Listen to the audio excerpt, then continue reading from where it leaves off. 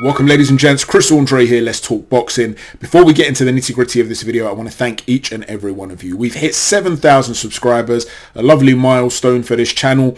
It's crazy to me that 7,000 people over the course of the last few years have decided to watch some of the videos, liked the content, hit the subscribe button. It's very, very flattering. So if you have watched videos, shared them to help the channel grow, commented and so on and so forth, thank you so much guys. I hope I can continue to put content out there that you guys enjoy. And also thank you to the other channels that have very selflessly decided to push and promote my own channel.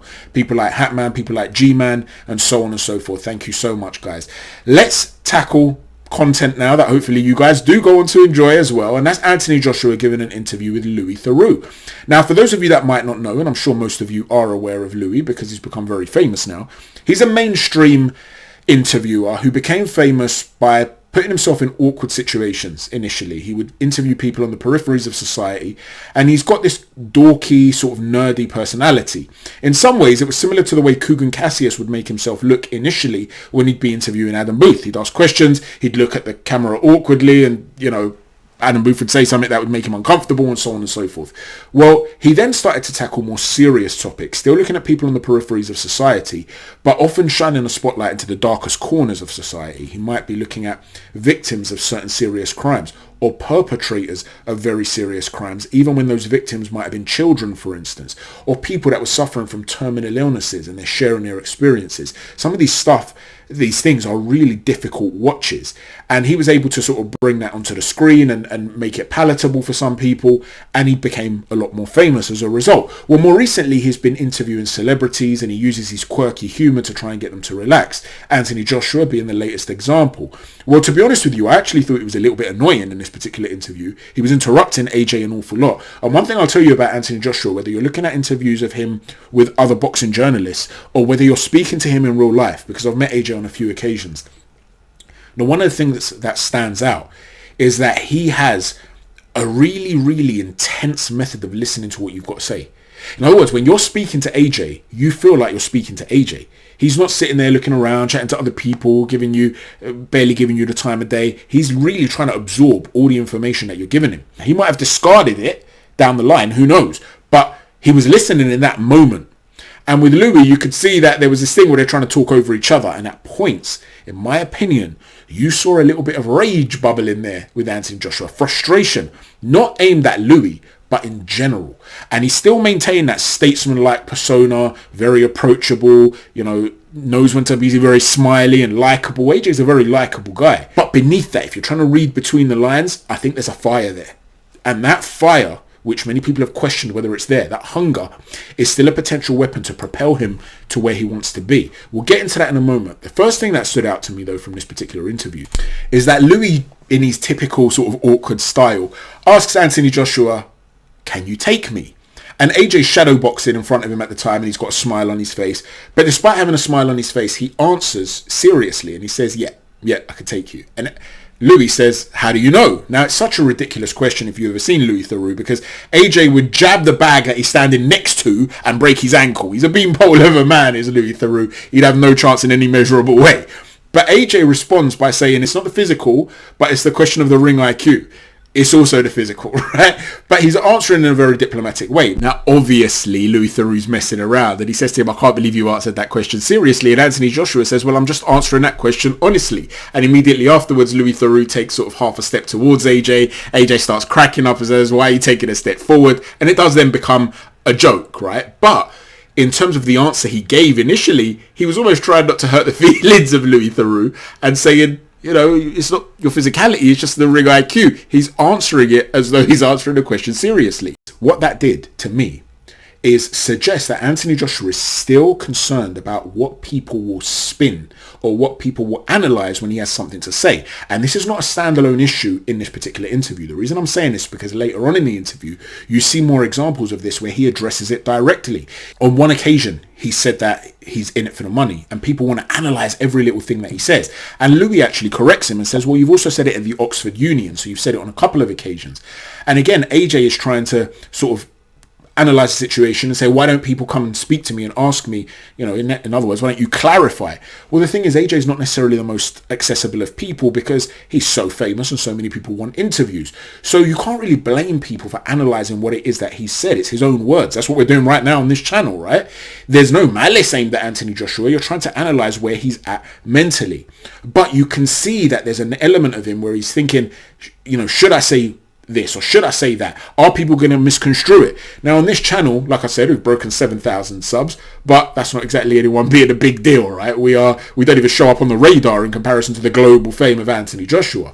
But there's been an example on this channel where I can understand what AJ has to sort of try and navigate through. In one of my videos, I made a joke about my unrivaled intellect, boyish charm, and modesty. Now, obviously, it's a joke. If you're talking about those first two things, you're certainly not going to then add modesty to it, right? The Milky234, Oliver, actually laughed at it, and I was saying, you know what, Oliver, I'm glad you actually got the fact that we're messing around here, because there were a couple of people that started to call me arrogant, and he was saying it's unbelievable how people have no radar for irony, sort of thing. Well, that kind of applies in the boxing world, magnified by 1,000, right? You had guys like O'Hara Davis, for instance. Forget the Hillsborough stuff, which we've spoken about, that I felt was completely unfair on O'Hara. I do not believe he meant what people portrayed him to mean. But forget all that. In terms of his persona, coming down to The Undertaker and things like that, people used to criticize him for his arrogance. What are you talking about? These people are showmen. When Muhammad Ali says he's too pretty to fight, you're not going to sit there and analyze his appearance and say, is he actually that pretty? How dare he be so arrogant? They're showmen. Enjoy the show. With AJ, because there's that fear, I think, of being put in a position where what he says is judged, he's become less likely to commit to any position, to the extent whereby, even in this interview, when he's asked about his lifestyle before becoming famous and how he used to smoke something. We're going to be careful with the algorithms here. You know what I'm talking about. Something that many people feel should be legalized. He clearly feels as though his life, his health, his well-being, his focus has improved since he stopped doing that. Because he speaks about it as a negative. I started smoking again. In other words, when I was depressed, I would be doing X, Y, and Z. It's definitely not good for your schoolwork, he was saying. But then when he's asked, so is it something that you would not advise people to do? He wouldn't commit to that. And he would say, listen, people can do what they want. Kids can do what they like. Do what you like. Well, yeah, all right. People can do what they like. You're not dictating to them, but you obviously don't think it's a good thing for you. But perhaps he's worried if he says that, people are going to jump up and say, well, actually, AJ, it should be legalized and so on and so forth. He seems concerned about committing to anything. Then he goes on to read out some comments that have been left on his Instagram. And he says he does not read comments on Instagram. But one of his friends read to him what was seen. And one of them was like, you've got to bring the streets back to the ring. And he jokes about swearing at the guy, saying, F you to the dude. Then he's laughing. In other words, you can see now he's developed this thing of, I don't really want to be hearing other people's opinions anymore, because they're either going to run me down by overanalyzing what I've got to say, or everyone's going to have an opinion when they're not really in a position to. Like, what do you know about boxing? And you're going to tell me to bring the streets to this. And he goes on to say something, to imply something that I've spoken about on this channel in the past. He explains that the reason he's not as aggressive as he used to be is because he's a better boxer now. I did a video fairly recently where I was talking about AJ, and I was saying how there's such an overemphasis on AJ trying to be aggressive. The fact of the matter is he did try to be aggressive at points against Alexander Usyk. It didn't work for him. He tried to be overly aggressive against Andy Ruiz in the first fight, and that's what got him knocked out. After dropping Ruiz, had he not started committing to mid-range hooks to try and get him out, and he started to box, he might have seen out that first fight. But he never recovered from trying to be overly aggressive. People put too much of an emphasis on that. The fact of the matter is, as I said in this more recent video, he does need to get the right balance. To me, he's not quite aggressive enough. But people have over-exaggerated this concept, because from a technical perspective, he's better than he's ever been. And the fact of the matter is, if he can just overcome what, in my opinion, is a little mental obstacle, he would be the best version of himself that he's ever been. He's closer to that, to fulfilling potential, than he ever has. Now, you can be the best you can be, and you still come up against somebody who's extraordinary, like Alexander Usyk, and you fall short. Okay, doesn't mean you're not a great fighter. You just came up against someone who was particularly special. But this idea that AJ has to be a certain way, you saw him share those views in that little mini breakdown after the Alexander Usyk fight, where he threw the belts out of the ring and he started going off on one about, I can't fight like Rocky Marciano because I'm not 14 stone. So he's frustrated, I think, with the way people analyze every little thing that he says. And it's made him uncertain about committing to a position. But the fire's there. And that's what matters for a fighter. Everything else is just, it's just the facade, right? It's how he comes across. Am I a statesman? You know, what's the media training I've had? How does the brand called Anthony Joshua, called AJ, come across to the public? But as a fighter, he still gets wound up about certain things. He admitted that when he threw the belts outside the ring, it was almost as though he was saying in his own selfish way, if I don't have the belts, they don't matter. In other words, I'm the man. Later on, when he's with his aunt and she's asked whether he could become the heavyweight champion of the world for the third time, she says, yes, I think he will. And he says, God willing. And you can see this emotion bubbling up in him. In other words, this still means a lot to him. But the reason I say the fire is still there is because at one point when he's talking about throwing the belts out of the ring, he said it might have been the wrong decision. And Theroux steps in and says, I think it was the wrong decision. And AJ cuts him off and says, in a very polite way, right? Almost a passive aggressive type of thing. You asked me, so I'm answering the question. You could see there's that thing when you challenge him, he's accepting of certain things, but he's still got that fire within him. This is still a guy who was the former Olympic gold medalist, former unified heavyweight champion of the world. The guy's no joke. People talk about Anthony Joshua like he's this soft lad. It's still Anthony Joshua. The question is, when you're comparing him to the way he used to be or to other top heavyweights, how much fire does he have left? In my opinion, it's still there.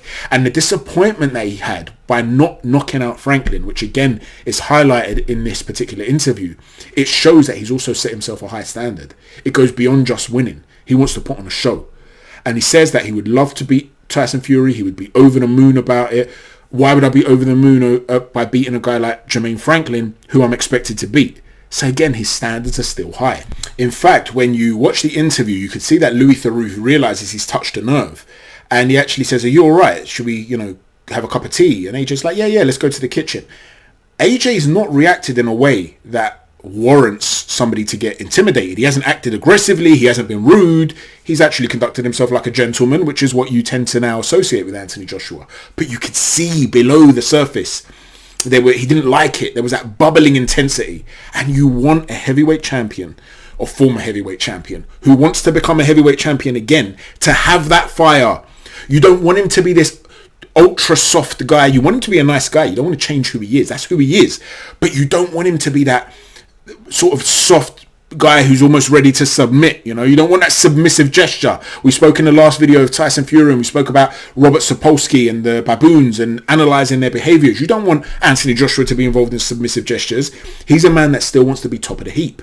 Now, the one area of contradiction, which is not necessarily a contradiction in my opinion, it's just the way he expresses it, is that he downplays what it means to become a heavyweight champ. He asks, how many heavyweight champs could you name from the past?